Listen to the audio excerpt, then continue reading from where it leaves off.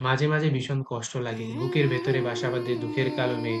অবিরাম বৃষ্টিধারার মতো বিষণ্ণতা এসে আছড়ে পড়ে মনের উঠোনে। আকাশ ছোঁয়া হিমালয় যেন তার সমস্ত ঐশ্বর্য নিয়ে ভেঙে পড়তে চায় বুকের উপর। জগৎ সংসার তখন বিষাক্ত লাগে। মাঝে মাঝে প্রচন্ড দুঃখবোধে ভেঙে পড়ি আমরা, হয়তো হঠাৎ করে হারিয়ে বসি কোনো প্রিয় মানুষকে। খুব আশা করে থাকি এবারের পৌষের শীতে মায়ের হাতে বানানো ধোঁয়া ওঠা ভাপা পিঠা খাবো বলে, কিন্তু পৌষ আসার আগেই মা হয়তো দুনিয়ার পাট চুকিয়ে ওপারে পাড়ি জমিয়েছেন। অথবা আস্তে আস্তে করে জমানো টাকা, যে টাকা দিয়ে বাবাকে ঈদে উপহার দিয়ে চমকে দেবো ভেবেছিলাম, ঈদ আসার আগে হয়তো বাবা চলে গেছেন রবের সাক্ষাতে। এমনও হতে পারে ভালো বেতনের কোনো চাকরি হঠাৎ করেই চলে গেল।